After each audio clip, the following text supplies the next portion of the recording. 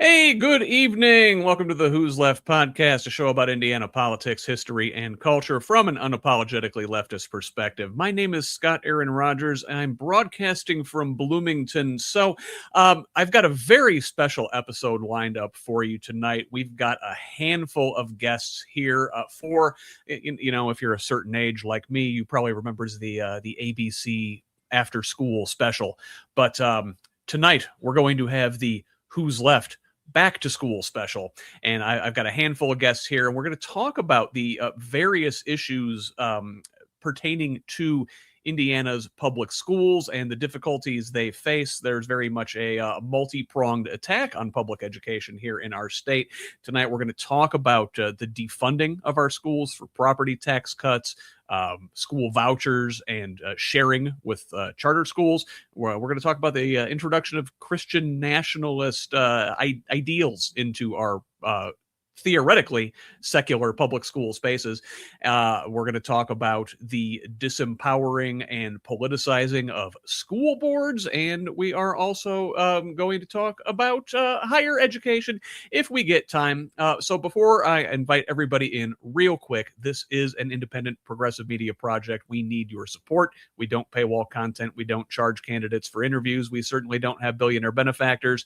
We refuse to hide important information behind a paywall in the middle of a political crisis, even to our financial detriment. So please, if you find value in conversations like this, go to progressiveindiana.net and subscribe at the paid level. It's only $5 a month or $50 for the whole year to help us build the infrastructure that will pop the right-wing media bubble in this state. And while a paid subscription is the best way to help us grow and sustain this project, you can help in other ways by liking and sharing on social media, commenting, leaving reviews, providing feedback, and forwarding our content to your people. Get us when you can. Mostly, we just want you here in this community of Hoosiers dedicated to making the state and its government work for all of us, not just the elite few. Please join us. Tell the others. Let's build a radically democratic Indiana together. Now, enough of me yakking. I've got some great guests with me. Folks way smarter than I am. Let's invite them into the room. Hey, first of all, we saw him just a couple weeks ago on the Sunday show. Let's welcome back at this time. There is Mitch Reynolds. He's running for school board up there in the Duneland School District. That's Chesterton High School, if I remember my Indiana geography. Mitch, welcome. Glad to be back. Yeah, absolutely. Anytime. Glad to have you here. We'll be very interested to hear the school board candidate perspective in this, and you are also a classroom teacher, so you will bring that perspective to this as well. Absolutely. And let's also welcome someone familiar to the Who's Left extended universe, but we've not seen you in far too long. Dr. Michael Shaffer. Doc, welcome back. Thank you. It's good to be here. Good to have you again. Hey, introduce yourself to the folks really quick. You've got quite the bio. I can't remember it all. Well, that's because it's all too boring. About 30 years of working in schools as an administrator, and I'm starting my 12th year at Ball State, associate professor in ed leadership. And you've trained thousands now of school principals? Yeah, it's about 2,400. Wow. Right, that's exciting. That is exciting and impressive, and you're going to bring a lot of knowledge to this conversation. Hey, you know what? It's turned into a sausage fest in here. We need a woman in this room. There is Devon Wellington. Folks may remember Devon and I talked about education policy, back at the beginning of the state legislative session when we were doing our Mad Voters Inside the Indiana State House series. Devon, welcome to this space for the first time. Thank you. Thank you for having me. I'm excited to be here and with all of you today. And you, in addition to being an education policy expert, are also running for State House there, District 29 out of the Fishers and Noblesville area, if I recall my geography right. And you're hoping to join the folks in the State House and maybe change some of the things that we're going to talk about here tonight. Yeah, I figured at some point you got to figure out where can you do some good in this world. And since I do policy work anyway, I figured why not maybe try to have better policy to begin with instead of having all of us have to react to that policy. so much of what we're going to talk about tonight comes from policies set there in the General Assembly in India, one way or another. That's the purview of the state lawmakers. Education, one of their big things. Yes, flow through Indianapolis. that's right. Yeah. And then a first timer to our space here at Who's Left, but somebody who is doing incredible work there out of the Fort Wayne area. He's the co-founder of the Secular Education Association. Zach Parrish. Zach, welcome to the show. Hey, you're on mute, bud. Good way to start us off. Thanks so much for having me. Glad to be here. So glad to have you. So, and hopefully we will be joined by Lindsey Cornett at some point here during the show tonight. Lindsey is running for Indianapolis Public School Board, and she has run into some hurdles there in the city from folks who are theoretically are supposed to be on our side. So if all goes well, Lindsey will be joining us, but we're going to go ahead and start without her because we've got a lot to talk about tonight. And, really, I guess I want to start with the money and, or you know what, I guess let me introduce my thesis. I said in the opening that, Indiana's public education system is under multi-pronged attack. And I sort of see two different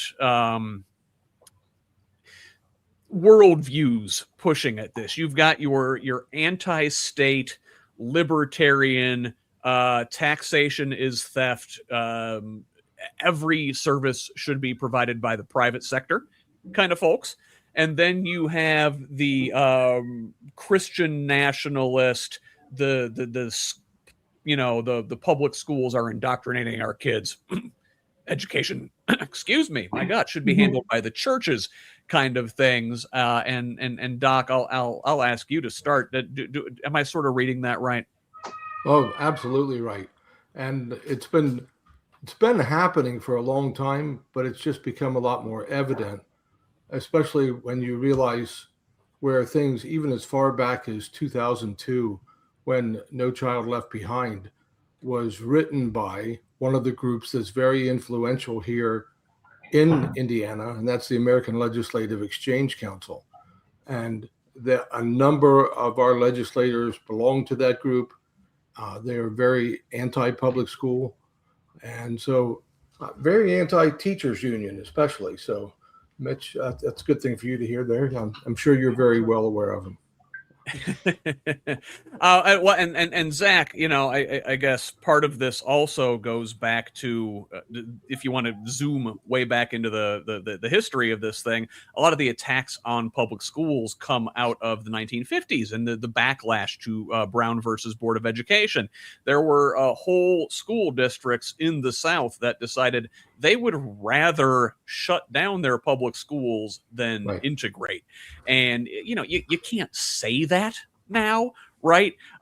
So you have to find other ways of attacking public schools to achieve your racist ends, your white Christian nationalist ends, through more subtle means, I would say. And you have battled with these folks who are using the religious cudgel as sort of a way in, and that was sort of one of the ways in then at that time too. Yeah. And really, I think it goes back even farther than that. I mean, really, since we set up the public education system, they have had their eyes on it and wanted to get control of it, as far back as the idea of a public education system. And I really also think that, we're talking about these two camps, but they're really more connected than people would like to think. I think there, you will find that they are separate, but will work together frequently because they have very much the same goal of dismantling public education, but for different purposes, right? One wants to turn all public services into a profit center, and the other one, I think, are aiming for other things. Let's say, Devon, Yeah. how are you seeing this? Now, you are in Hamilton County. You are in a place that is one of the more affluent areas of the state, and the reason it is one of the more affluent areas of the state is because the public schools there are great, and that attracts people. People want to come in. It seems the folks that would do harm to public schools are doing harm to one of the things that attracts folks to your community. Yeah, I mean, I think anywhere, if you're looking to move somewhere, the first thing you look at is how are the schools ranked? Because it tells you everything else you need to know about that community, right? It tells you how do they invest in their infrastructure, in their parks, in their public services. All of that you can tell by how the schools are invested in. And, you know, one of the big conversations we're having right now about investment is what is an expense and what is an investment. And not enough people understand the difference between those two things. And so when you look at education dollars, it can be difficult to figure out the exact ROI, but it is sometimes 2 to 3 to 10 times the return on investment. And so in a place like Hamilton County that wants to be affluent, wants to stay affluent, wants to have all the perks of the community that people pay a lot of money to have, they're not happy with someone telling them how we can invest as a community. Thank you. And Mitch, I guess let me sort of get your opening thoughts here before we really turn to the money of it all. And that's where we're going to be. Oh, yeah, absolutely. And these two factions that you were talking about, you know, the libertarian right and then like the religious right, they're, as we all know, are quite dominant in the state of Indiana. And as a result of that, you know, as we see the results of this coalition coming together at times whenever they do decide to work together, that the end result is that it harms our educational system in the state of Indiana. And I was looking up some statistics, and Indiana ranks 31st nationally in quality of education. We rank 38th in teacher pay and 37th in the amount of money that we spend per student, which comes out to about $13,000 per student. And so you're seeing that we're not even like, we're at the bottom of the barrel here, you know, the bottom like 20% of states in the country in terms of educational performance and outcomes. And well, you know, to that end, Mitch, you get what you pay for, right? And I guess that's where we'll start. You know, in 2025, the premier signature achievement of Mike Braun's governorship so far, what he touts as his signature achievement, I think, is this so-called property tax reform. And what wound up happening is, you know, a lot of Hoosier homeowners, they will have gotten a couple $100 break on their property tax bills. But the large property owners and businesses are going to get massive tax breaks. And turns out our public schools are funded by local property taxes. And so these massive tax cuts that the governor and the legislature have pushed through are blowing a hole in the budgets of school districts across the state. Now, we've got 38 school districts this November that are going to voters in their local communities with tax referendums seeking money to fill that gap. Now, apparently, $744 million worth of school funding will be lost starting in this year alone. And in 2028, we're looking at about a $336 million gap across various school districts in the state. Now, for example, just one, Hamilton Southeastern, right there in your neck of the woods, Devon, is expecting a $45 million gap between 2026 and 2031. And they had a lot of these school districts, like the one up by you, Mitch, Duneland, approved a referendum just last year. That's the last time you get to do this in an odd-numbered year, by the way. The state legislature also passed a rule saying they can only go to the voters in even-numbered years going forward. But, the general or the midterm elections there. I don't know if that helps or hurts, and maybe we can talk about that. But my understanding, and maybe one of you who knows the tax policy of this all best can take this from here, is that this bill actually gets worse over time. Like the homestead exemption grows and grows and grows. So sure, your home values may increase over the next several years, but as home values increase, the deductions increase. So, schools aren't going to get increased funding as home valuations go up. Devon, listen, maybe I'm putting you on the spot here, but you're going to be in the state house. These are one of the things that you're going to have to tackle. Yes, absolutely. Am I sort of right on that?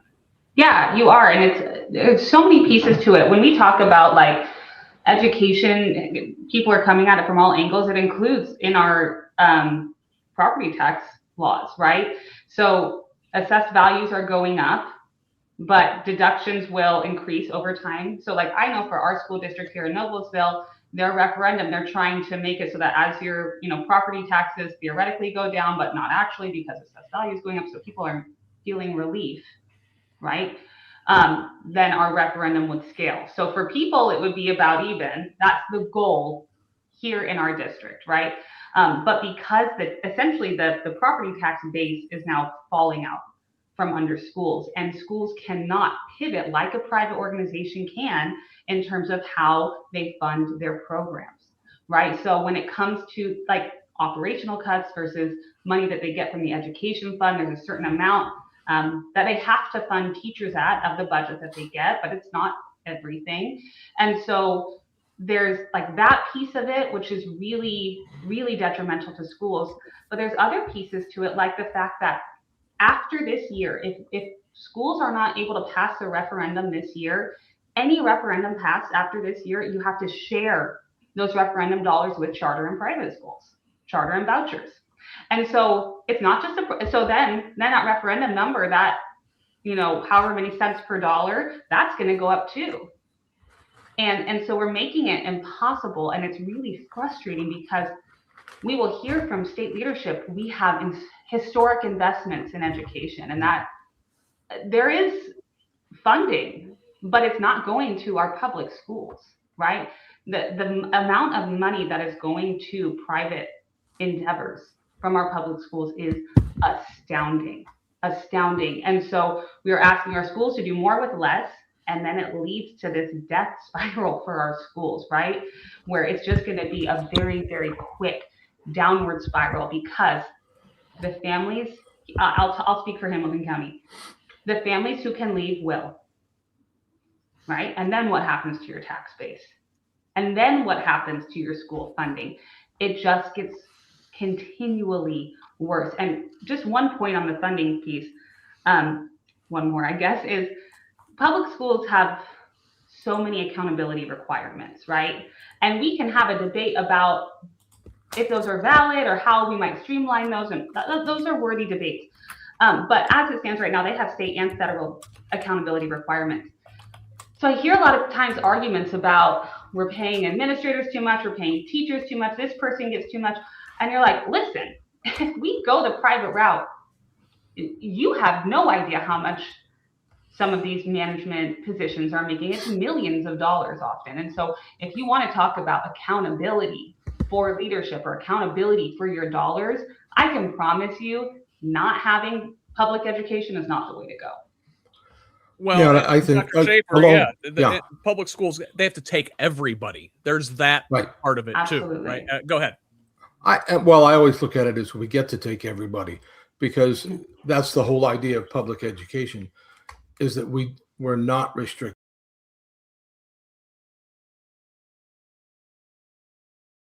But, you know, when you look back at why are we having this problem, it goes back to the Mitch Daniels administration when they set the circuit breakers and they set the 1%, 2%, 3% taxes.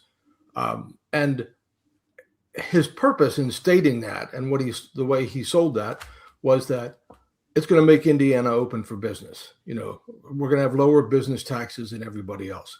I would like to see the figures of how many more tax dollars we've brought in, but we have lower state taxes on business than anybody else. So they're benefiting, but that's what's causing us now to reach the point where so many school districts are having to do referendums, because we knew it was going to happen. We knew that we would reach the edge of the cliff at some point, because school districts have cut and cut and cut. They've done referendums, and some of the districts have been successful, others have not. And so, in fact, the district where I live tried to do a referendum last year, and it was defeated. And now they're having to make cuts in essential services, and that's a big deal. Listen, for folks of a certain age, it is the Eric Andre meme, right? He shoots Hannibal, says, "Oh well, why would so and so do it?" It's so what's happening, Mitch, is they're defunding public schools, they're kneecapping our public schools. Right. You know, without adequate support, public schools maybe don't perform as well as they should, and then they point to the failing public schools and say, "Look, public schools are failing." How right. You know? Yep. How did this happen? Mm-hmm. It must be those commie teachers unions, right? Well, yeah, absolutely. Go ahead, Mitch. Yeah. So I do want to briefly talk about the referendum that came up in Duneland, because you know a lot of teachers there, you know, were held with a tough decision about, like, you know, the teachers union was talking about that and how, like, we have to do this referendum now, like we have to do it immediately, because if we wait on this, it's just going to be harder and harder for us. And so, you know, it was a really short time span to be able to do that referendum. And the teachers union, you know, they really came together to be able to pull that off. The co-president of the Duneland Teachers Association, Bob Durant, you know, him and a lot of other teachers took the charge on that. They went door to door. They knocked to get voters out. They put out signs in order to get people to show up just for this referendum.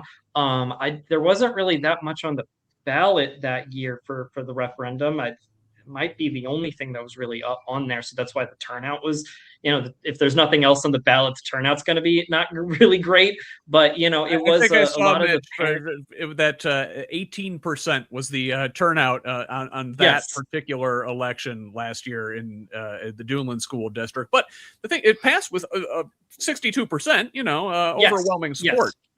Yes. Mm-hmm.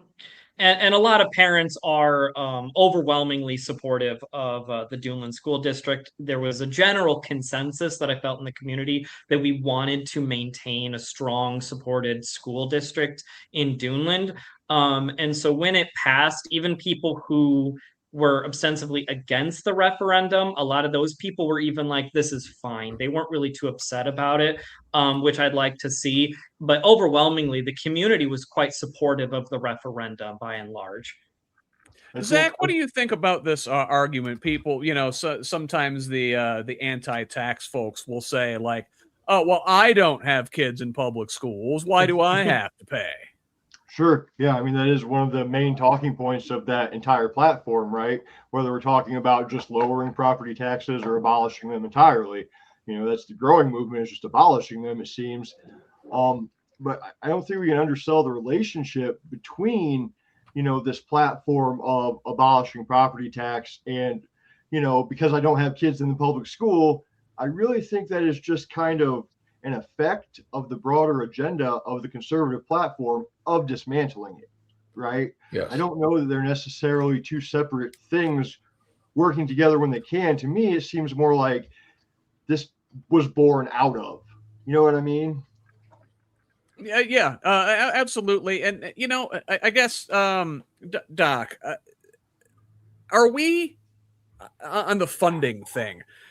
are we doing this the right way? You know, to Zach's point, if they go ahead and get rid of property taxes entirely, as I want to say it's J.D. Prescott is the current state rep who is pitching that sort of bill, that they want to get rid of property taxes entirely and go to more of a increased sales taxes and put taxes on services instead of just goods, as we're doing now, which again, completely unrelated to schools, that is a regressive tax, and the working people wind up paying more in taxes as a share of the overall pool under that sort of scenario. But is funding schools based on local property taxes the most equitable way to do things? Is there a better way we should be funding our public schools anyway? It seems that if you're tying school funding to property tax values, the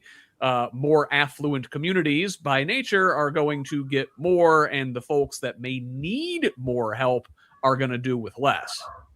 Yeah, and that's definitely true. I think one of the things that we have to keep in mind is that anytime we have a cut to property tax, or if we put a restriction, like one of the things the governor is talking about now is not assessing property taxes to anybody over 65. Okay, well, I'm over 65. I'm happy to keep paying property taxes because I understand that we need the money to be able to fund it. We've already taken such a cut because of that, because of the cut to taxes. Is there a better way? People will be arguing that forever. Is it better to charge everybody through a regressive tax? I don't think so, because then realistically, you have the people who can least afford to pay the tax who are having to pick up and pay more. And so the property tax has been a good way to do it. It's just that you want there to be a balance of some kind so that it's not overwhelming. And what really triggered all of this back in 2011, 2012 was that property taxes in Marion County were so high. And they said, well, that's the only way we can fix it is we'll change it for the whole state. Well, that's not really smart when you do that kind of thing, because then you start to push things. You don't hear people talk about, I don't want to fund libraries. I don't want to fund fire departments or police departments. They say, why should I pay for schools? They don't say, well, I've never had to call the police to my house to help me, so why should I pay for police protection? Because I might need that someday. And so I think the thing with schools too is that when schools are good, the entire community benefits from that. And when we invest in our schools, and that means a lot of upkeep, a whole lot of upkeep, because a lot of our buildings are old, then what we have is we have better schools. You know, I was principal of a building in a district not too far from here that was built in 1924, and the building was in excellent condition because they had kept it up ever since that time. You know, it was great. I personally love the architecture of the old buildings anyway, but you know, the thing that we have to look at is when you're talking about the students that have the greatest needs are often the students who go to the worst facilities for school. There's no excuse for that. There just really isn't. Because if we expect to ever make a change through education, there really is a direct connection between the quality of the schools, not just because of what it looks like or what the classroom looks like, but quality of air, quality of heat. If you have a building that the heating is going out all year long and you don't know if it's going to make it or not, or it doesn't have air conditioning. A friend of mine was principal of a building that did not have air conditioning in a larger district close to me. They would have to open the windows on the second floor at night and leave the windows open and then close all the windows the next day in the hopes that the hot air would be going out. And so it would be cooler in the building. And it didn't make sense, you know, but there are a lot of crazy things we've done that way all across the country. hundreds of billions of dollars need to be spent on schools. So it's something that we have to make as a commitment. Yeah, that's the key, in my opinion. Like, we have to prioritize this. We can talk about how to fund it. If there's better ways, we can figure that out. You want to have the private debate versus the public debate. Whatever it lands on, it has to be a priority. And that attitude of, well, I don't have kids in school, it's not my responsibility, is so narrow-minded. Can we not see the bigger picture of the future of our country, of our community, you know? Yeah. I kind of have a point on this, which is that, you know, a lot of other Democrats, we talk about compromise with the other side, reaching across the aisle.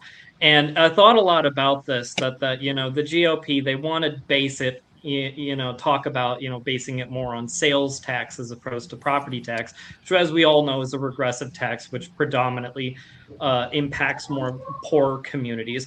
I'm willing to go that route if the state legislature is willing to legalize marijuana and tax that, and take a page out of Michigan's books and tax weed in order to help fund public education. I'd be willing to go that route, you know.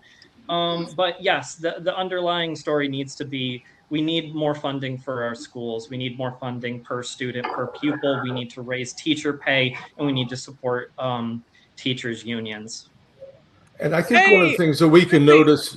Oh, yeah. Go ahead. Oh, I just wanted to say, Doc, Lindsey's here. I wanted to give her a chance to introduce herself. Lindsey, welcome. Y'all, I'm so sorry. Here I am, making such a good impression, Scott, on all of your listeners and people tuning in. I was sitting at my son's soccer practice, typing all my notes up on my Google Doc, thinking I'm doing so well on time today, and here I am a whole 30 minutes late because I had the time wrong in my calendar. So I appreciate Hey, we are great to have you. So, hey, real quick note from here. Whoever's got the kids hanging out, please keep your mic on mute while you're not talking. Just we got a lot of background noise going on. And then Lindsey, I'm going to try and give you a little boost. You're a little quiet. I'm going to try and give you a little extra audio there.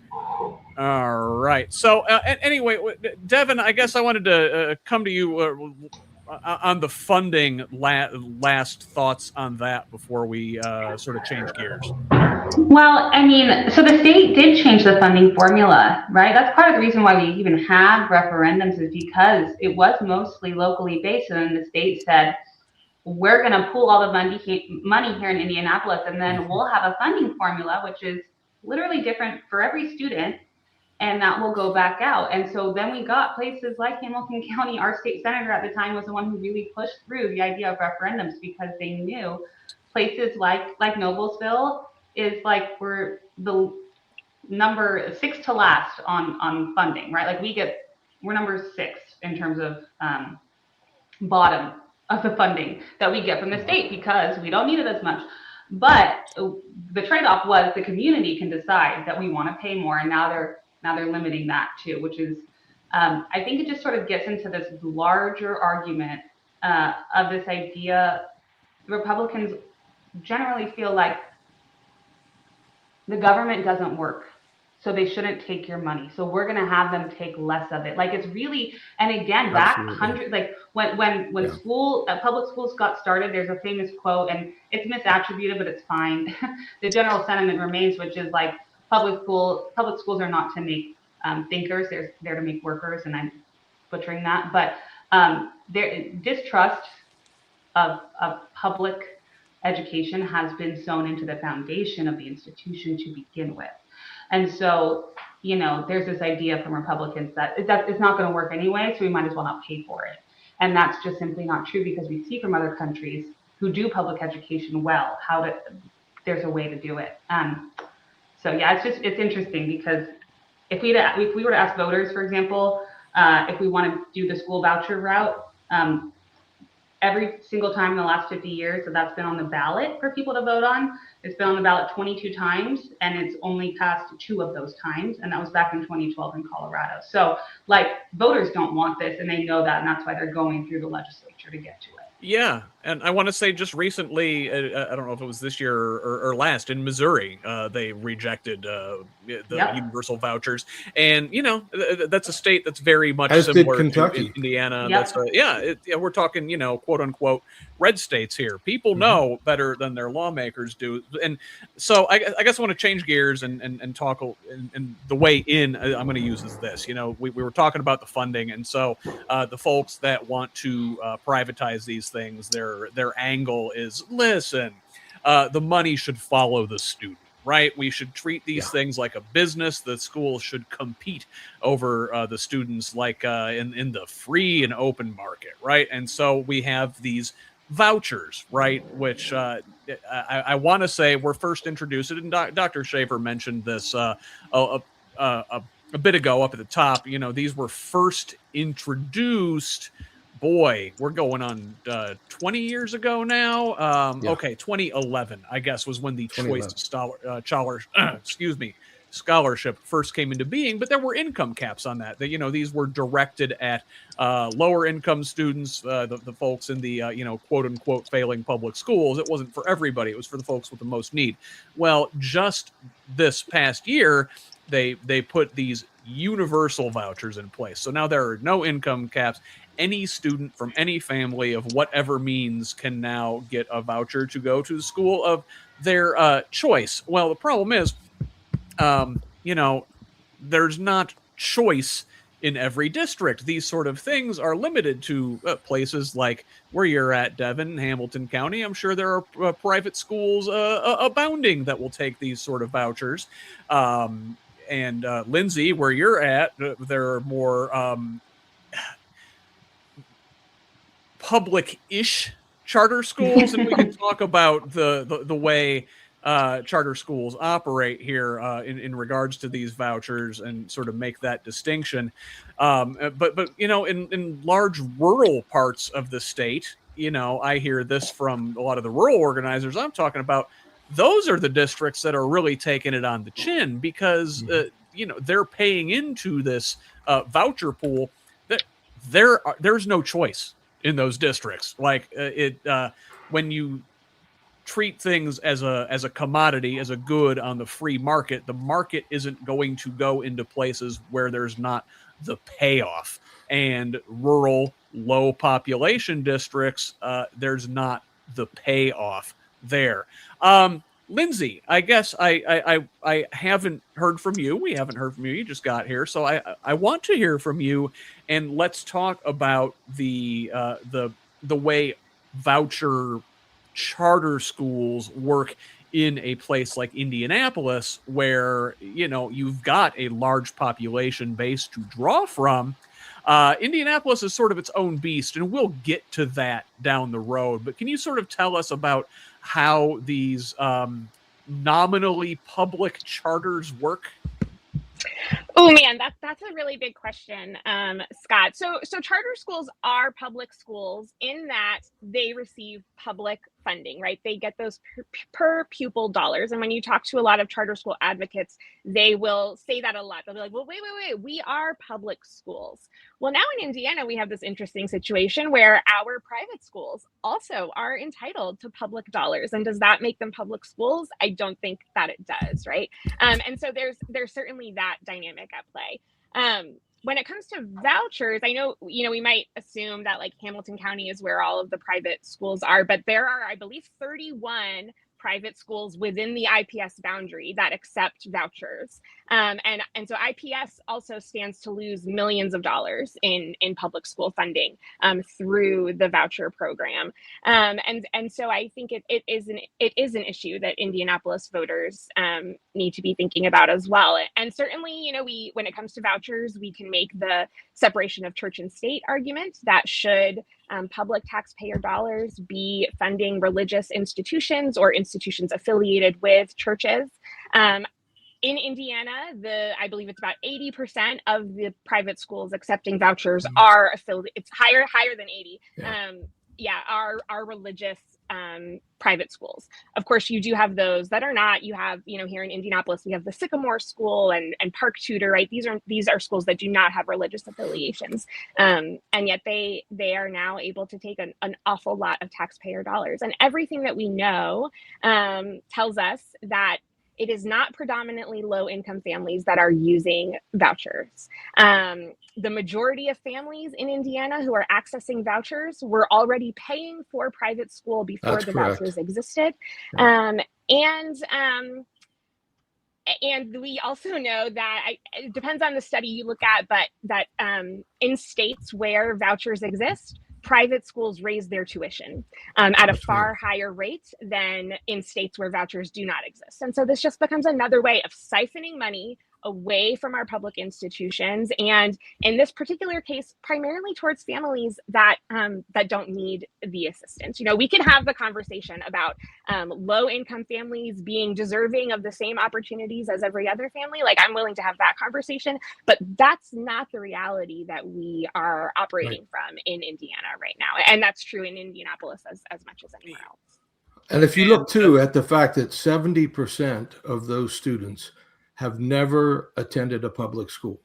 So this the big lie, which was told at the beginning, is that we're going to get poor kids out of failing schools. Okay.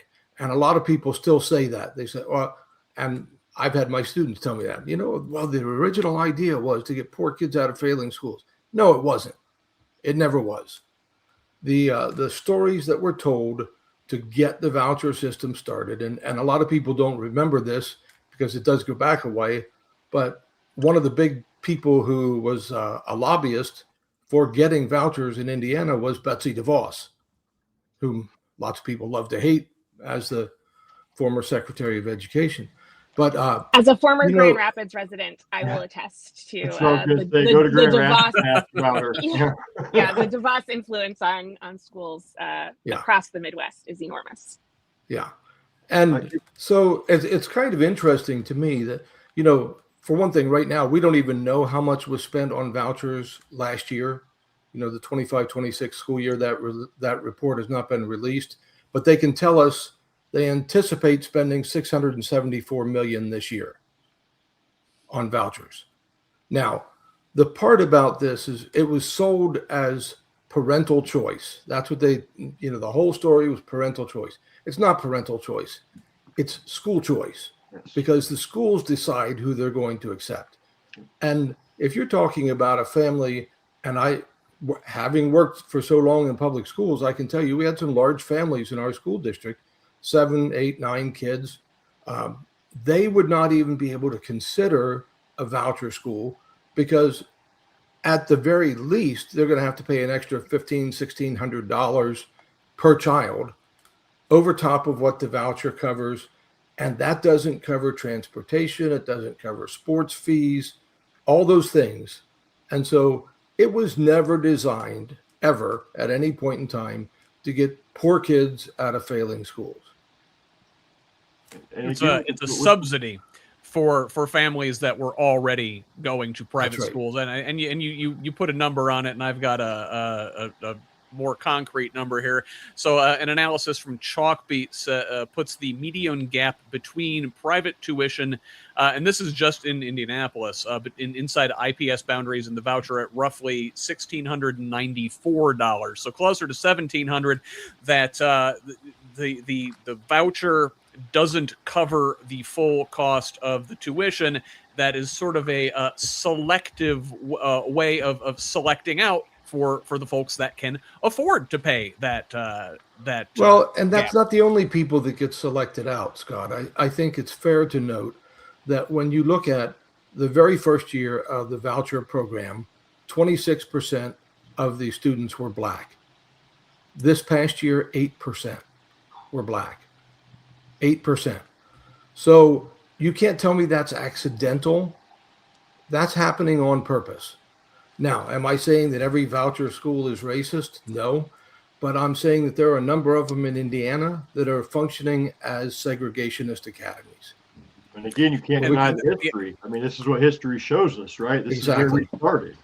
I think the other thing with this, choice, like they're literally calling it universal choice, right? But like you mentioned, when we're talking 80-90% of the schools that accept these vouchers are religious schools, that cuts out a large population of people who are not going to make that choice. I choose public school because I want a secular education. And Zach, about that. So I guess I wanted to talk about the religious side of this. I asked Lindsey to talk about the sort of public charter side of who receives these vouchers. Which we'll have to circle back around to, because I don't even think I touched on it. But. Oh, we will for sure. Zach, I guess talk about the kind of schools, these religious schools that are receiving public funds and what kind of stuff they are teaching. Are they held to the same curriculum standards as our public schools? Not held to any standards. They're not held to curriculum standards. They're not held to transparency standards. They're not held to the standards of accepting all students, like Dr. Shaffer touched on. I mean, they have no standards. They have no oversight.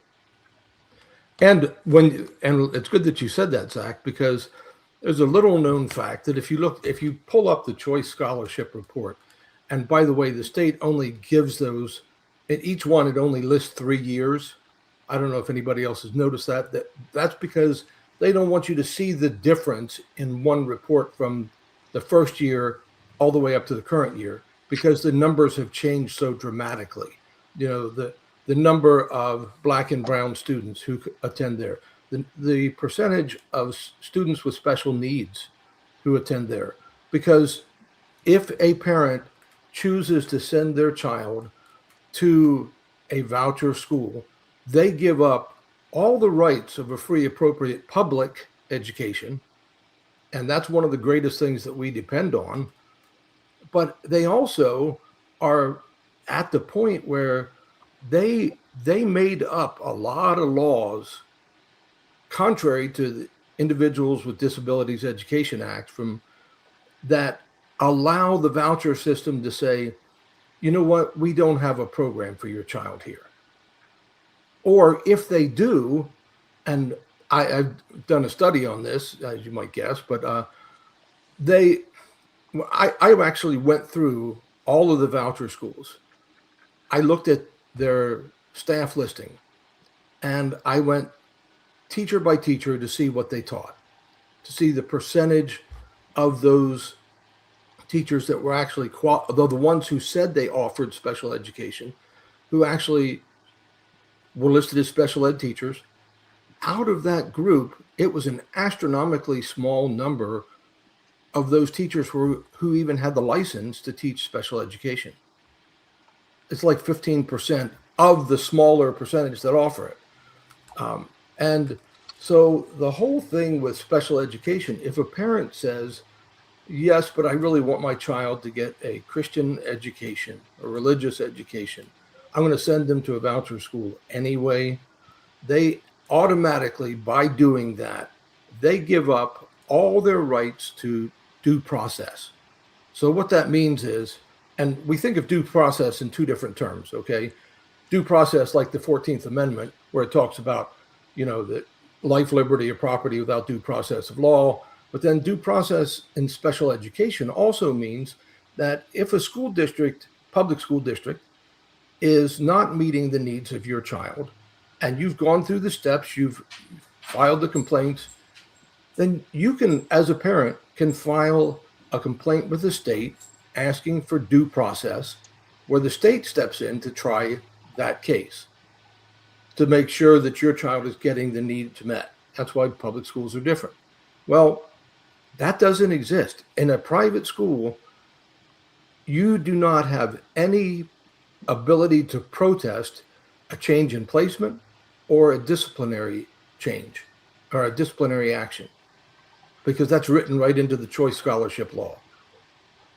Well, go ahead, Devon. Well, I was going to say to this point too, like we have to think about how federal policy is also impacting our kids, because, current Department of Education is literally tearing apart our Office of Special Ed Programs, our Office of Civil Rights, So it used to be that if you had a case with your state and the state wasn't taking it seriously, you could go to the Office of Civil Rights of the Department of Education and they would take it seriously. And you would states have to report to the Department of Education what their due process is like, how many cases did they have. It's very closely watched. And we're getting rid of all of these accountability metrics from top to bottom. Not only that, when you think about voucher systems and we think about educating kids with special needs, first of all, it always comes from a deficit model, right? We fail to ever recognize the fact that 50% of Fortune 500 CEOs are neurodivergent, right? We forget that argument, okay?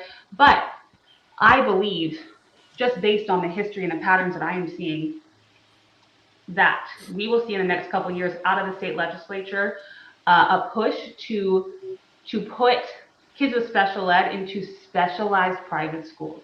And it will lead with the goal of reinstitutionalizing kids in special education. And I hope I am wrong, but I don't think I am. No, I think you're right on that, Devon. You're right on that, and we've seen it. They're dismantling the Department of Education. It's been a long time goal of the right in Washington. They moved, to your point, the civil rights part out of Department of Education over to DOJ, I believe. Yep. And then there was another function of the Department of Education that they moved. Special ed went to DHS.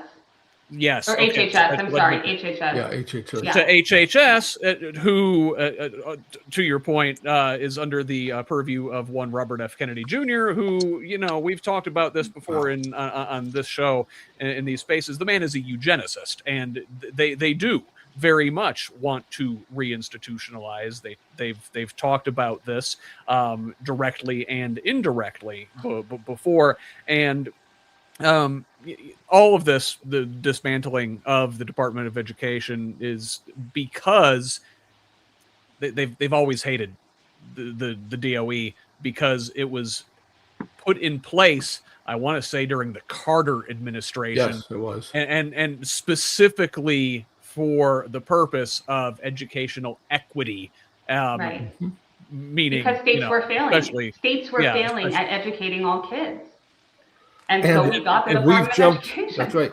And we've jumped right in on board with that too, in that Linda McMahon, that great, wonderful representative of educators everywhere. Yeah. She put out that states could apply for a waiver so that all the money they got from the federal government, the state would have the right to dispense it any way that they wanted to. Yeah, there's no tracking the dollars. There's no accountability. And it sounds like, okay, so what does that mean? That just means we get more control here. Except that a lot of that money, that was Title I money, which was established for students who came from impoverished families. It was also special education money, and then money for students who come here speaking another language.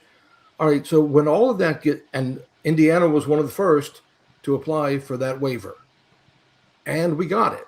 Of course we got it. But that means now, what happens to the Title I funding? Title I that supports extra teachers going into those classrooms, and extra supplies, and so many different things. And then special education, are we going all the way back to before 1974? When they first came out with that PL 94142, the first Education for All Handicapped Children Act. And we're saying, okay, well, it's not that important. Yes, it is. It is that important. Mitch, I haven't heard from you in a while. What does this all look like from inside the classroom? Yeah, that's a great question. So what we see in the classroom is routinely having to make do with less. Older and older textbooks, just reusing them year after year, lack of resources, having to basically ask other people for support for classroom materials, asking, people like, hey, could you donate something to my classroom for more pencils, more notebooks? A lot of my students that we often see in Gary schools is that, a lot of times the parents struggle to be able to even afford school supplies for their children. And so oftentimes, as teachers, we try to make up for that imbalance and provide it for our own. Sometimes that comes out of our own pocket. Classroom decoration, something that seems very, a lot of people think that decorating your classroom is not that big of a deal, but I couldn't disagree more because, it sets up the vibe, the space for students to be able to learn. They need to feel comfortable in that space. And what that means is that you have to decorate your classroom in a nice looking fashion. It can't be boring. You have to make it a place that they feel comfortable to be in. And if we don't have those resources to make those spaces feel comfortable, that's ultimately at the end of the day is going to either end up with a dull classroom, or it's going to come out of your teacher's pockets, which I've had to do a few times. Basically, every teacher that I know has had to do that to some extent or another. And Mitch, decorating the other thing that you, I was gonna say. Mitch, one of the other things you didn't say was about House Bill 1447, that wonderful piece of work that was tacked on at the end of the legislative session, trying to make criminals out of teachers because of the books in the classroom. So already, we're being cut with the amount of supplies that we get. And then we're being told there are so many, these books are just evil because public schools are trying to indoctrinate our children. So we should remove these books. It's interesting. And teachers all across the state took lots of different reactions to that. Some just said, I'll take all my books home then. And they're sitting in boxes in their garages. Others covered up their shelves. Others said, I'm going to look through every single book and make sure that every book is acceptable. Now, I tend to be one of those that, I'm not a principal anymore. I'm a college professor, so I can be a little more. I am absolutely 100% opposed to the banned books thing. But the interesting part? Not one teacher has been prosecuted based on that law. Not one. It was all a fear. More about fear, isn't it? It was all about the fear. An intimidation tool. Lindsey, and when your constituents are all fired up about the books on the shelf or about the flag in the classroom or about whether or not the 10 commandments are hanging up in the cafeteria, then it's really easy to keep them distracted from the fact that you're systematically defunding and destroying their public school system. The other thing I was thinking about as Dr. Shaffer was talking about, everyone's right to a free and appropriate public education, right? And the reality that private schools and charter schools can often and often do, right, choose who they educate.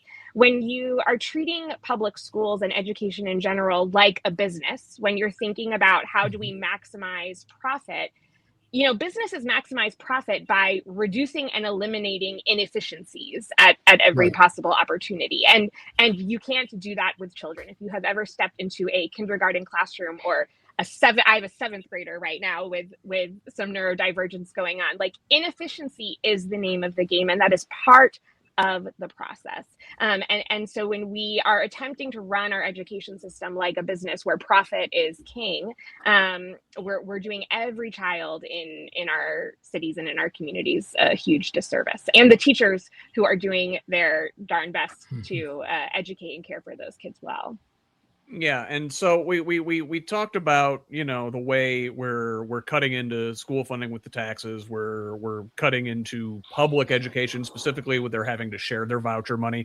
We're cutting into the wallets of our teachers by making them pay for things that probably should be covered by the schools, by the districts. They're also cutting into the instructional time of the students. And Zach, I want you to speak to this. These are the folks that you have tussled with. I'm thinking of one LifeWise Academy specifically, but I bet there are others out there. And these folks actually want to go in and pull kids out of school for religious instruction. And state law says it's okay for them to do that now. Not only is it okay for them to do that, the schools have to accommodate and allow them to, right? So there's a big difference in saying that it's okay for them to, the school can allow them to, or the school has to allow them to. right? So that's where we're at here in Indiana and in many other states. They have pushed this legislation in 13 states, 16 states. I track it and I can't even keep track because it's moving so fast, right? Yeah. And I think that goes for all of this, whether we're talking about vouchers, whether we're talking about the 10 Commandments, whether we're talking about RTRI. We're talking about Indiana, but I think you have to really look at it from the broader picture and the bigger scope of they are pushing this in every state in every possible way they can with these small nuances and these little bit of different language in here or a little different effect here. But they're doing this in broad strokes in hopes of, in my opinion, trying to get this to the courts. As much as they want to pass this type of legislation, I believe they want to challenge it in the courts and slowly chip away that precedent that we've had, right? And there's so many examples of this. We can talk about RTRI and LifeWise, and I'll touch on that in just a second, but there's also these chaplain bills, these success sequence bills. They're rewriting the history curriculum, right? We look at Texas and Oklahoma, they're straight injecting the Bible into the curriculum, you know? So it is really this much bigger agenda, and all this stuff is connected. You might look at it on the surface and say these are different things, you know, the vouchers, the RTRI, the 10 Commandments. They're not. They're all being pushed by the same individuals, the same organizations, with the same ultimate goal of dismantling public education. Zach, can you tell us what is RTRI?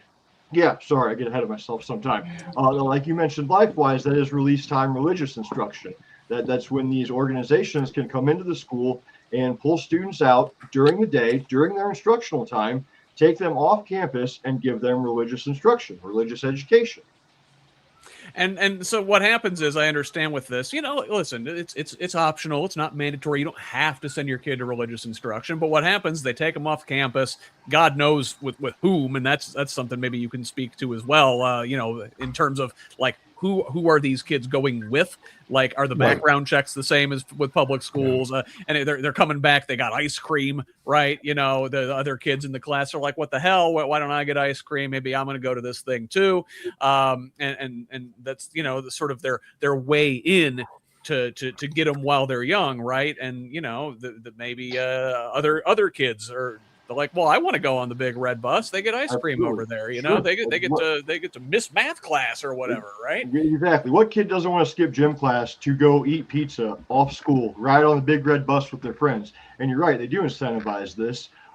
Yeah, they're telling kids to go back, and if they recruit 5 friends, they'll have a pizza party. They'll get to pie the teacher in the face. So you can sit here and tell me that it's optional and it's a parent's choice, but when I've got 2nd graders and 3rd graders coming back from these classes, pressuring their classmates day in, day out, they're not doing it kindly, right? Like these kids want to be part of the peer group at that age. And they target these children, they do it this way very intentionally because adults from these programs can't come in and proselytize and try to sign students up.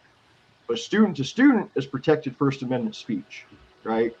And, you know, I keep mentioning how this is all connected.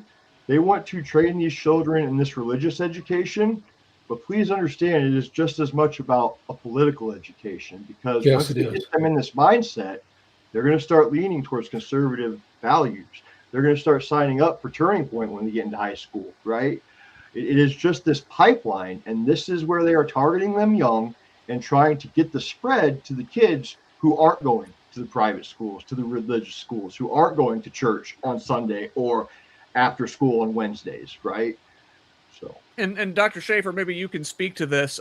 This is very much being litigated in real time. Things like this, you know, we mentioned the 10 Commandments, right? This was a bill in Indiana. They were debating it at the State House this year. Thankfully, it failed, but you know they're pushing these things in other states. Both Louisiana and Texas are moving through the courts with a couple of similar but different cases.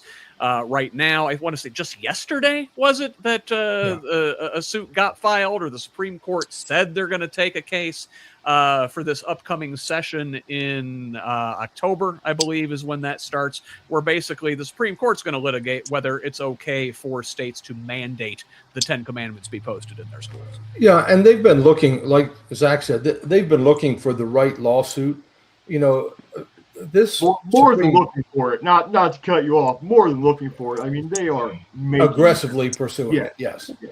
And it goes back to, for years, people on the right said the Lemon Law, which was based on the Lemon versus Kurtzman case, which established 3 principles that you had to follow if it were going to be some kind of alliance between the church and the state.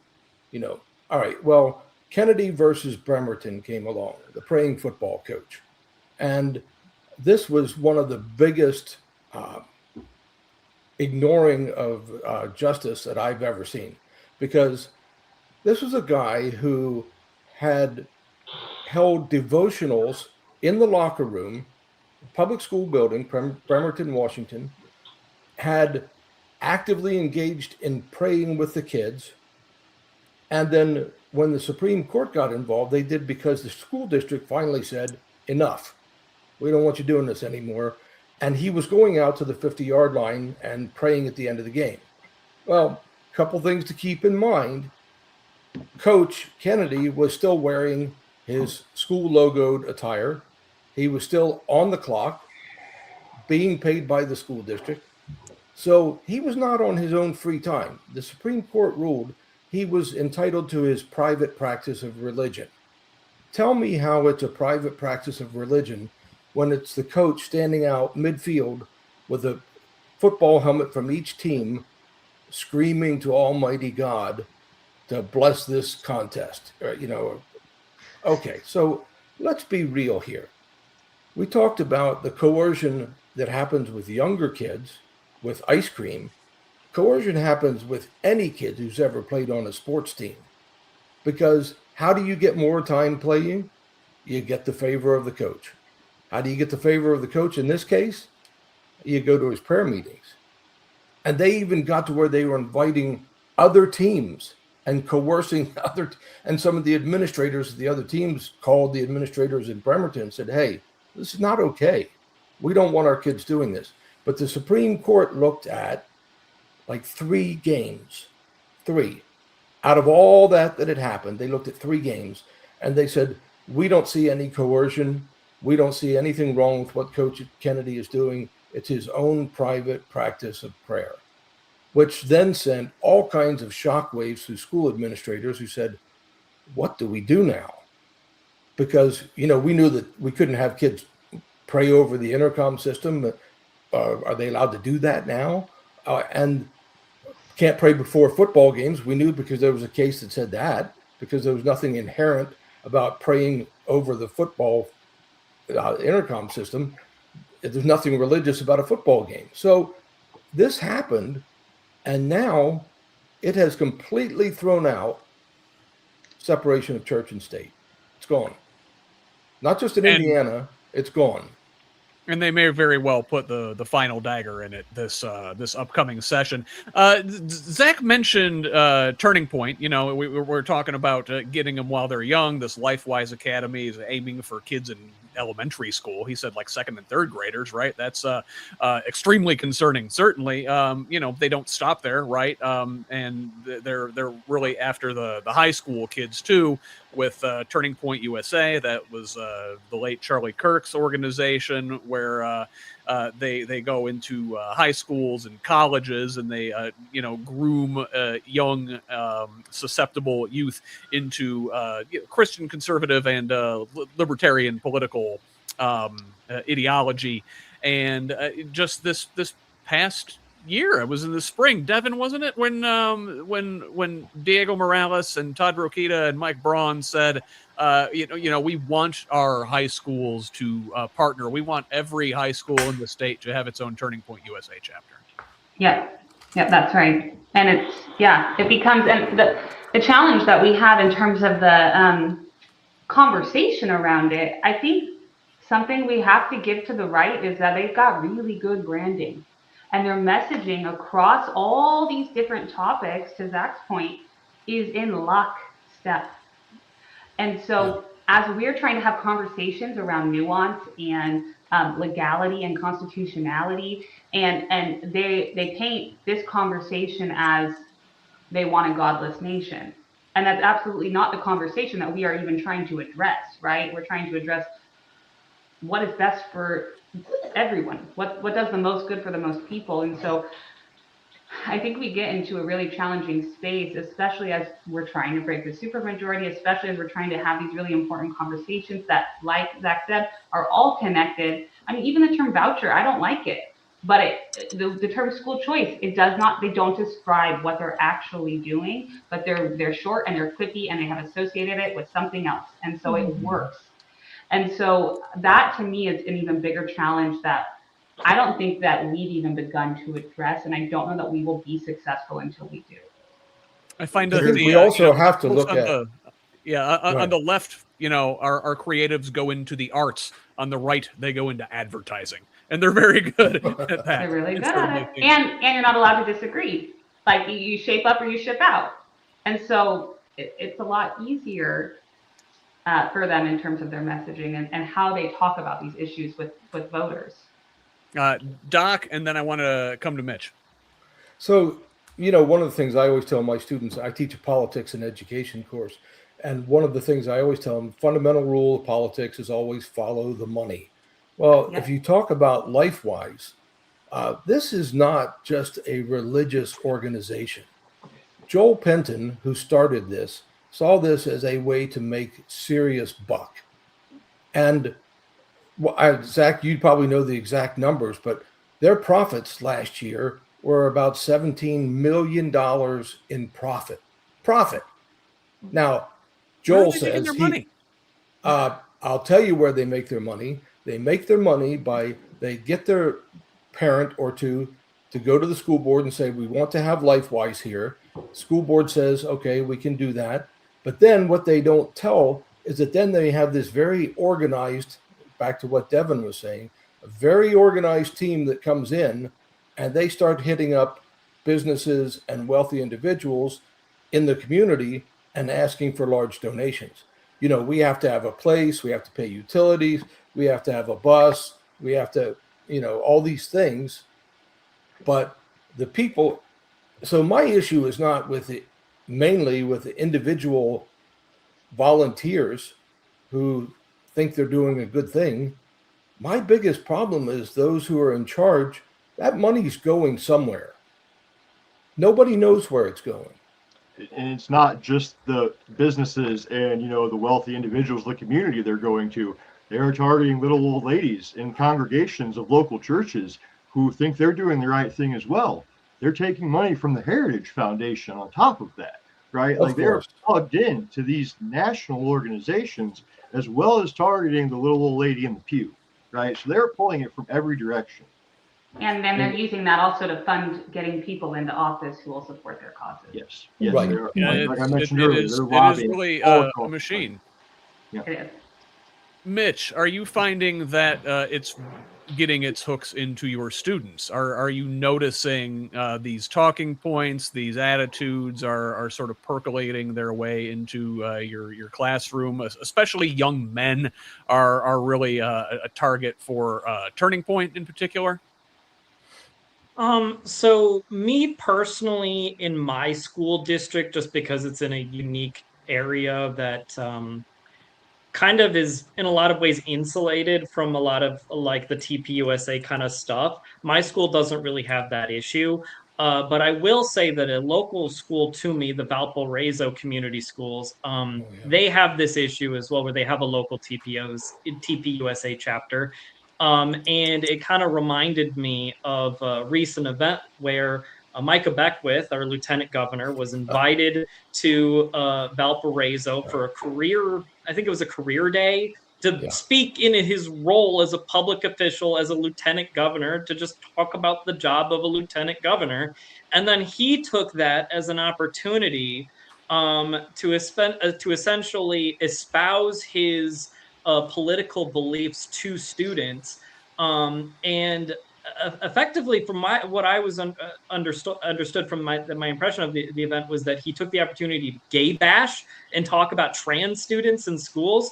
And After that event, the superintendent of the school basically came out and said that we don't condone this. That's not why he was there. He was there to talk about his role as lieutenant governor. We did not endorse these statements at all. And then Micah Beckwith decided that he was going to publicly beef with the superintendent of Valparaiso schools online, calling the school system woke, and that it's pushing a liberal agenda.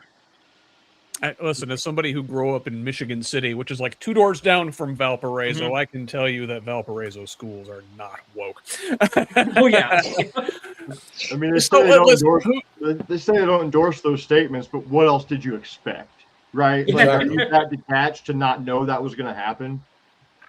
So who are supposed to be the guardians, the gatekeepers to prevent this sort of stuff from happening in our schools? You know, we are theoretically still a democratic country where we have local control over our school boards, especially. And we elect the people who do things like hire superintendents and set curriculum and determine the direction we want to take in our public schools in our local communities.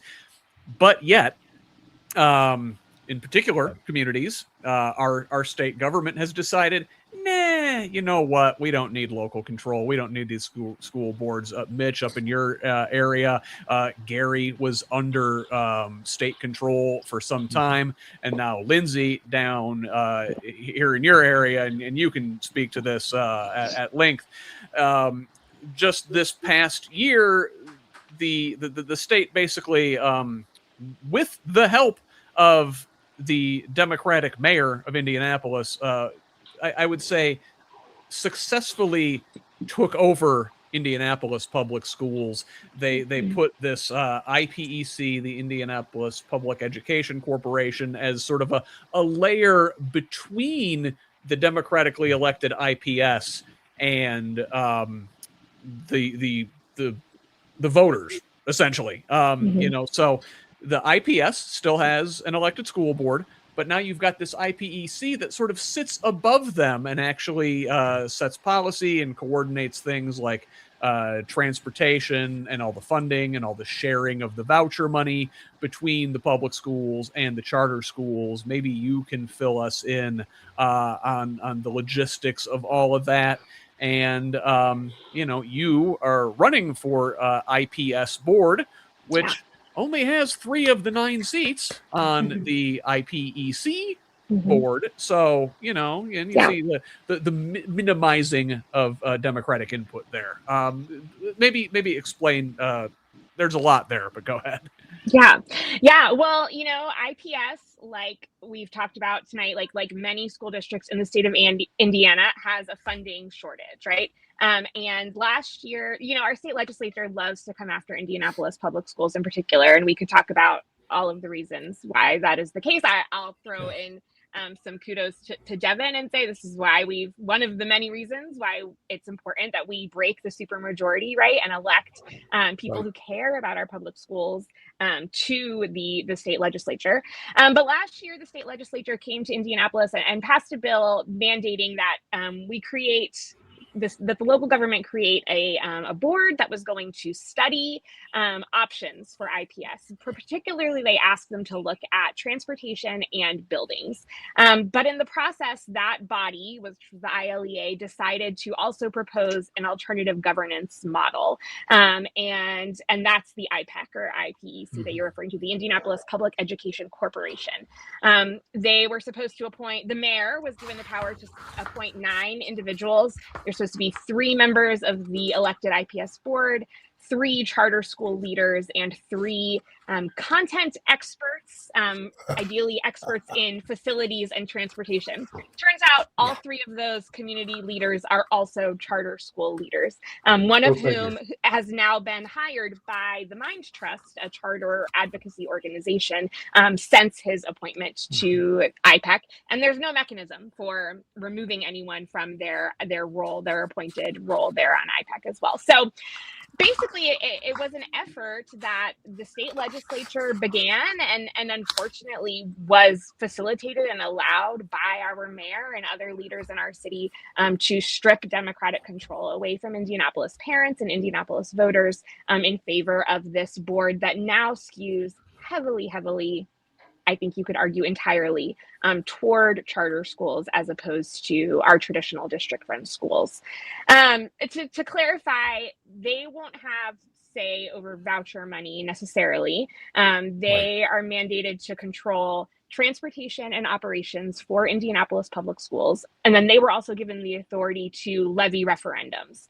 So they landed on the rate of the IPS referendum, and they landed on the language for it. And they now have the responsibility of getting it to pass. And I understand on the referendum. I just wanted to interject. Yeah. If this thing passes, IPS or Indianapolis Public Schools, all of them are still going to wind up with less money than they would have. Yeah, because the beginning this year, IPS and all districts statewide, I believe, will be required to share that money equally between traditional district-run schools and charter schools. So whatever money the referendum brings in will be split half and half between our traditional district-run schools and the charter schools within our boundary. That is enough to make a lot of pro-public education folks say they want to vote no on that referendum because they don't want to send more money to charter schools. I am personally in support of the referendum. IPS, even if the referendum passes, IPS still needs to make $20 million in cuts. If the referendum does not pass, that number rises to $50 million in cuts in the next school year alone. Like that's not a sustainable reality. And so I would hope that that Indianapolis voters will come in support of this referendum. And in my conversations with people, most people understand when they understand what how IPEC came about and how it has operated thus far, they're horrified. The only folks who seem to like it are the mayor and the people he has appointed to this body and the organizations that they represent. And so I am hopeful that Indianapolis voters will come through on this referendum. But it's going to be an uphill battle, right? You all, before I hopped on, I know we're discussing some of the realities of property taxes and the financial strain that a lot of Hoosiers feel. And I am certainly sympathetic to that. And but for the good of our public schools, we really need this referendum to pass. A lot there. And, this is a Democratic run city. Now the IPEC and the entire, the bill that kind of mandated that Indianapolis undergo this reevaluation of their public schooling, and including the vouchers as part of the governance model. That came down from the state. And Devon, correct me if I'm wrong, but right. This also has been in Indianapolis a bipartisan effort. We've picked on Republicans and the right and the privatize everything libertarian folks, and then the far right Christian nationalists. We've picked on them a lot tonight, but Democrats have enabled this as well. And Devon, I'd like to hear from you. Yeah, I mean, well, we see it starting in 2002, really all of this starts before then. This has been decades in the making, and even just how it's rolled out, how we've talked about it, who are we supporting? Look at, we're being so equitable by making sure that all of these students have all of these opportunities instead of getting at the root of the problem. And certainly we want a good education for all kids, right? But this is not how we do it. No. And if we want truly, fine, let's say we want choice, let's say we want vouchers, okay, fine, just don't pull it from the general education fund. You guys figure out how to fund that separately. It does not get to come from our kids' fund. And that's kind of how I see it needing to run. But back to your point, yes, we've been having, I think it'll be really, really interesting to see after this year's mayoral election, what happens to IPEC based on who becomes mayor. That is very interesting. So to your point, Devon, earlier about like the Republican Party coming in with their like very clear messaging, I think public education is a particularly challenging topic for the Democratic Party because to your point, Scott, like Democrats are not necessarily aligned on our approach to public education, right? And some of that, I understand, you know, for decades, right? Many of our public school systems, including IPS, did not do a good job equitably educating children of color, right? And folks from marginalized communities and from low income communities. And so I understand the appeal of that choice model, right? To say like, well, if my local school is failing, then I deserve a choice to you know, an alternative. And I understand that model, but we have come to a point now where the system we have established in Indianapolis isn't sustainable. We have more school buildings than we've ever had in the boundary, and we have fewer students than we've ever had within this boundary. And yet we continue to allow charter schools to open more and more and more and more, and siphoning more and more dollars away from the schools that have existed in our communities for decades. And so ultimately what we have is we are maintaining an inequitable system as a result of the supposed choice model. To your point, and also those schools can close whenever they want, by the way, right? And the count for the money follows the child, that only goes till October 1st.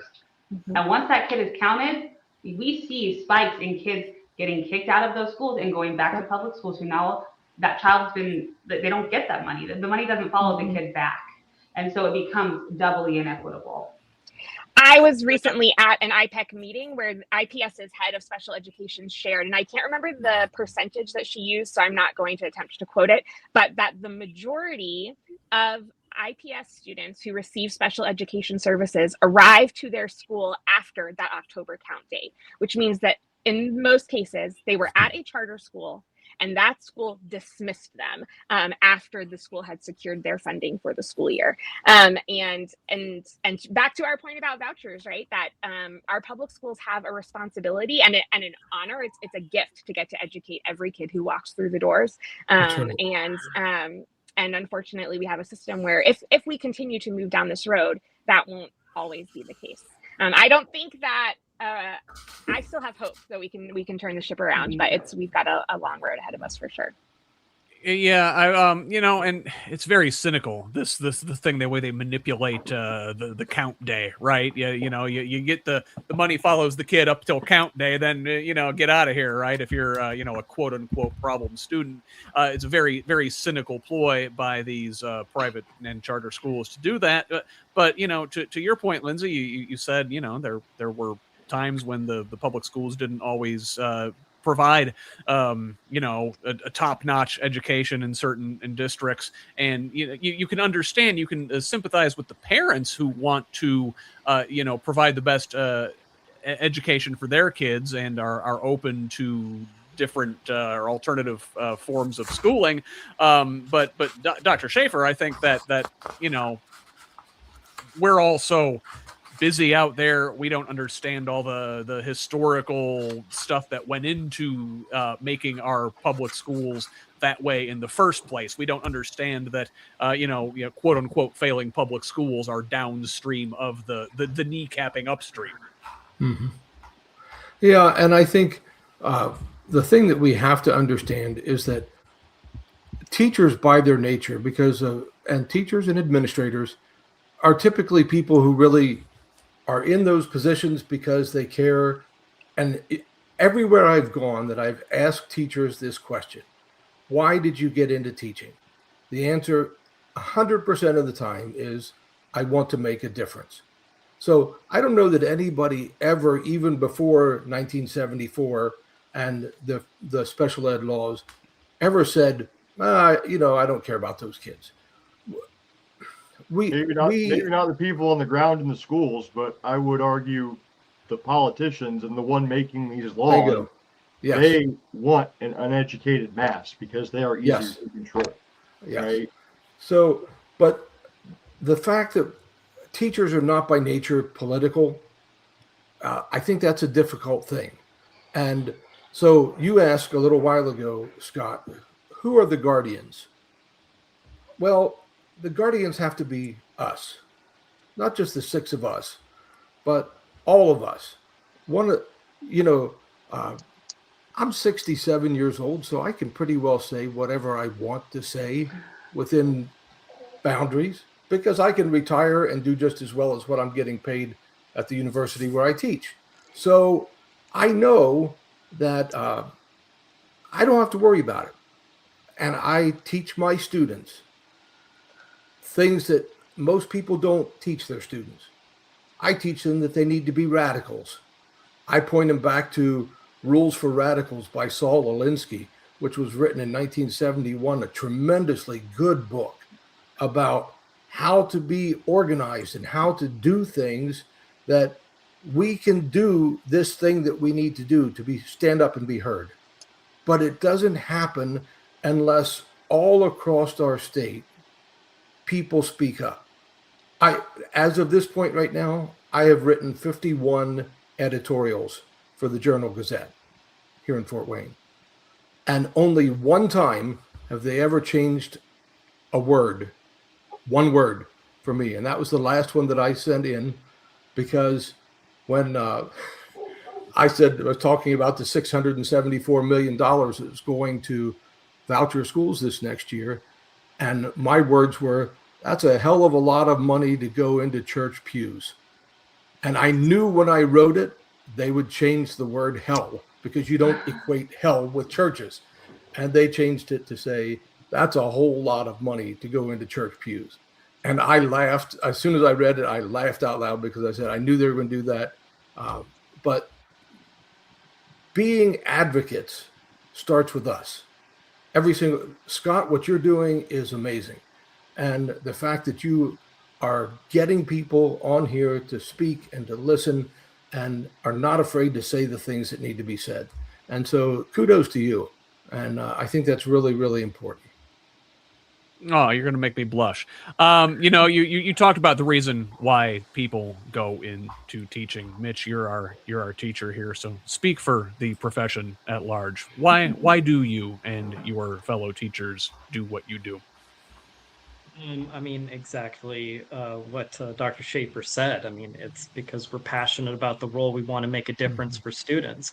It's absolutely why I'm in it. Honestly, education, when I was in college, education wasn't my original career path. But, basically I shifted into it. And then once I actually got into a classroom, I fell in love with it, because I could see the connection and the difference that I was making with the students that I was meeting and interacting with on a day-to-day basis. And, it really made me fall in love with the career. I mean, I'm sure as hell not in it for the pay. I'll say that as much. But I honestly, at the end of the day, I love what I do. I love my job, and I'm happy to do it. But I completely agree that we need to be radicals in that, we need to fight like hell to get the resources that we need to better these students. I mean, you mentioned Rules for Radical. That's a book I read in college. I couldn't recommend it more. It's phenomenal. And I'm glad that you brought that into the conversation. But yeah, I mean, I'm here for the students. I want to make a difference for the students, and that's the top priority for me as an educator. No, Doc, don't let Todd Rokita know that you're teaching Saul Alinsky in your classes. I'm sure he'll have. I'd be happy to invite him to my class in the hopes that he might learn something. He can sit right beside Micah Beckwith, because I have answers for both of them. That's a couple of thick skulls to get anything through. Yeah. Lindsey, you are an IPS parent, is that right? Yeah, I've got 3 kiddos in IPS schools. What's the parents' perspective on a district like that is under attack from all sides, it seems? Yeah. Well, this is one of the reasons why I wanted to run for school board. It's part of my story. We moved to Indy in 2019 and set about getting our oldest kid enrolled. He was in first grade, or about to start first grade at the time. And nobody had a single nice thing to say about Indianapolis Public Schools. Everybody I talked to was shocked that we, with a young family with school-age children, would not be moving to Hamilton County. No offense to Hamilton County, Devon. But my husband's coworkers, everyone said, well, if you got to head up north, you don't want to put your kids in Indianapolis Public Schools. But my husband and I are both products of public schools. We met in high school, and that's a huge part of our family story and what we feel shaped us and made us who we are. And we wanted our kids to attend school with diverse populations of kids. We wanted them to be in schools with their neighbors. And so we were committed to choosing public schools. And we, from day one, have had a phenomenal, amazing experience. And I very quickly began to wonder, why is there this disconnect between the narrative that I am hearing about Indianapolis Public Schools and the lived experience that we're having? And also, why is that lived experience sometimes uneven for folks, in different communities in different parts of our school system? I think that Indianapolis Public Schools parents are exhausted. A lot of us showed up in big numbers last year and fought against this mayorally appointed board. We asked to keep democratic control of our school system. And despite the overwhelming public opinion in that direction, the board chose differently. And I think it left a lot of parents feeling discouraged and dismayed. But there is a group of us that are kind of determined to keep fighting. We love our children's schools. We believe that they matter. We are so grateful for the teachers that show up every day and do their work. We've got a handful of grassroots candidates on the ballot in November for Indianapolis Public Schools, and we're committed to fighting the good fight. We're not ready to concede the battle just yet. I wanted to ask you to elaborate on that, because you said you've been fighting against this attack on the public schools and the mayor and his people, and you're still sort of fighting against the mayor's people in trying to run for school board. You had some hurdles thrown up in front of you recently. Yeah, still have them. We're working on it, but I filed to run for school board, and at the beginning of July, got a notice from the election board that someone had filed a challenge to my candidacy. Still don't know who that person is. All we know about him is he's a 19-year-old who lives in my district. He did not show up to the election board hearing. So we can, make whatever assumptions we want to make from that. But they challenged my party affiliation. There's a new statute, and I apologize if y'all covered this before I hopped on, but this is the first time that school board races are partisan in the state of Indiana. And I affiliated as a Democrat when I filled out my paperwork, believing I met the requirements to do so. You need to have voted in the two most recent primaries held by your party. It turns out I did not vote in the 2024 primary. And so I concede that challenge that they've raised is legitimate. But it turns out that my opponent, there's only two of us on the ballot for our particular district. He also did not vote in the 2024 primary. And the election board, held a hearing on, we're both Democrats. And the election board held a hearing on August 10th. And at that hearing, the election board voted to remove me from the ballot entirely and to leave my opponent on the ballot with his party affiliation intact. Mm-hmm. So I am very lucky to have some good folks on my team, and we have filed for judicial review of that decision. They have applied the statute unevenly, right? The correct course of action here is to remove both of our party affiliations. Like, again, I concede that I did not meet that standard. So they can remove my party affiliation, but they also need to remove his as well, if that's the path that they want to take. There's discrepancies between the statute for school board candidates versus the statute for general candidates. And there's also discrepancies between the statute and between the guidance that the Secretary of State's office provided to the election board. The election board chose to operate based on the Secretary of State's guidance as opposed to the statute, and sort of applied it unevenly, which is why we are here where we are today. So worst case scenario, I will be a write-in candidate for school board, which obviously is not ideal, but as I said, I'm not giving up just yet. But I'm very hopeful that the judicial review will turn out in our favor and I'll be reinstated to the ballot. We are asking that the court take the hearing in time that we make the printing ballot. The deadline is September 11th. At that point, they've got to print absentee ballots and get them to the press. So stay tuned, I guess is what I would say. But I'm hopeful that we'll come out on top here. Wow, that's coming up fast. Yeah, and at the very least, they should have left you on the ballot with no party affiliation instead Yeah. of removing you entirely. I'm fine with that. Devon, I understand this was because this wasn't specified in state law. This is a brand new law. They just put it into place this year where we have partisan school board elections, which is a mess, and we shouldn't be going down that road regardless. But they didn't give any specificity to what would happen in this sort of situation.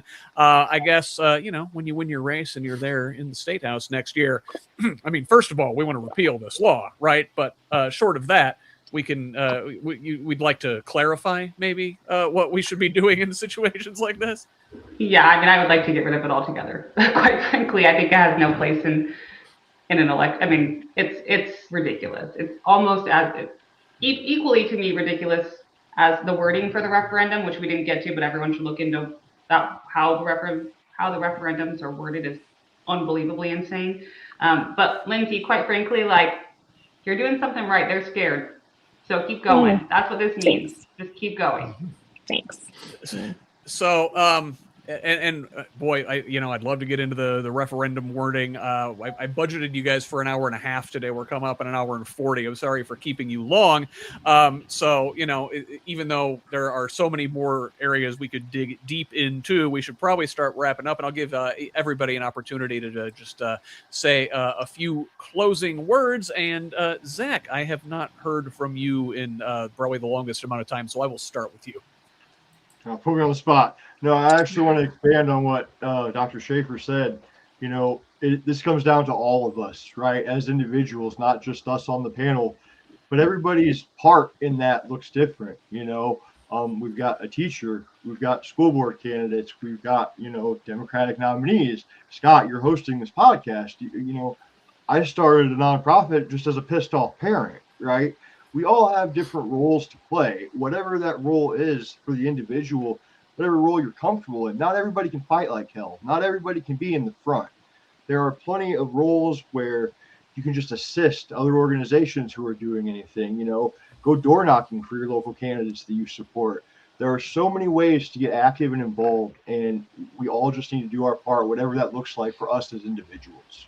And we need to do it together and coordinated, because that's where we're getting beat. The other side works together very well. They are very good at what they do. And make no mistake, none of this is being done out of ignorance, right? Or irresponsibility. All of this is a coordinated effort to push their agenda, and they are successful at it. Yes, absolutely, 100%. Mitch, some closing words from you, and don't forget to plug yourself. Yeah, absolutely. So I think that we had a great conversation here today, and Scott, I greatly appreciate you inviting me back onto the podcast. I appreciate all the panel guests for all of your input into this discussion. And I'm Mitch Reynolds. I'm a candidate for Duneland School Board. I'm a teacher in Gary, and I believe strongly in supporting our teachers, supporting our students, and really trying to push back against a lot of this right-wing agenda. As a lot of you guys might know, there's a group called Moms for Liberty that tries to flip school boards across the country to make them to push this sort of far-right agenda. And so, I'm just kind of here as a candidate that's opposed to stuff like that, trying to push back and trying to really course correct a lot of what's going on in our school boards. Appreciate it, Mitch. Thank you very much. Devon also would like to hear from you, and don't forget to tell folks where they can find about your State House campaign and maybe donate and volunteer and all that good stuff. Yeah, something like that. Yeah, my website, everything's Vote Devon. I tried to make it nice and simple. So votedevon.com. That's how you find me on socials. That's Devon with an O. Devon with an O. Yes, thank you. Really, I'm running because of these issues, right? And to Zach's point, we all do what we can where we can. And I know that public education is in the fight of its life, and it is a worthy fight. And so we will keep going, right? We are not going to concede. And, I've got 2 kids too, and I look at the world that they're supposed to inherit if we keep going down this path, and I refuse. And because I refuse for my kids, I refuse for my community, right? Because we are all connected. And so I think having people like you all, like the people listening, like maybe people who don't typically comment on stuff, there's still an impact being made, and it will take all of us, like you all said. So thank you, Scott, for bringing us together for this. Thank you, Devon. Lindsey, same thing with you. I bet you've got a website too, where maybe folks learn more about your campaign, perhaps. I do. It's lindseycornett.com. That's Lindsey with an EY. So that's an important thing to remember. I'm a former public school teacher and a mom of 3 IPS students, and I am not ready to give up the ship just yet. I think there are a lot of us who care deeply about Indianapolis, about making it a thriving community. And I'm eager to do that work on the school board, especially if I am going to have to run in the writing candidate. We are going to need some help and some support. We're going to need folks knocking on doors. We're going to need more money for more mailers and postcards and all of that, and people at the polls on election day. And so I welcome help and support from anyone who might be willing to offer it. My website's a great place to go to find that. And if someone is in the Indianapolis Public Schools district and they're not in District 4 on the southwest side, and they want to learn more about who on their ballot they might be able to vote for and feel comfortable voting for, I'm happy to have those conversations with folks as well. Very good. Thank you, Lindsey. And Dr. Shaffer, I will give you the final word this evening. Okay, it'll be a short one. In Indiana, we no longer close public schools. We just decrease the increase until there's nobody left inside. And I think we have to look at it. Call it what it is. Thank you, sir. Well, I appreciate all of you being here with me tonight. And like I said, these are deep, complex issues with a lot of nuance and so many nooks and crannies that need to be dug into. We can barely scratch the surface here, and we're coming up on 2 hours. So we will continue to talk about public education here in this state because it is under attack, but it is one of the pillars that holds up a functioning society. And so I think that is something we need to strengthen going forward.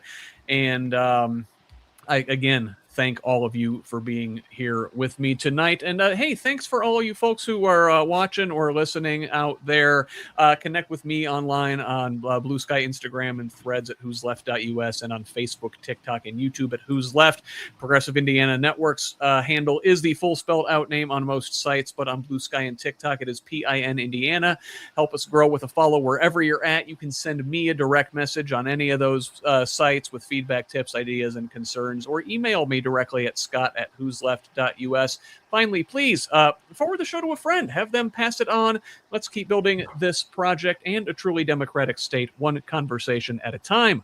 Until the next one, this has been a special presentation of the Who's Left podcast. I'm Scott Aaron Rogers. Love each other, Indiana.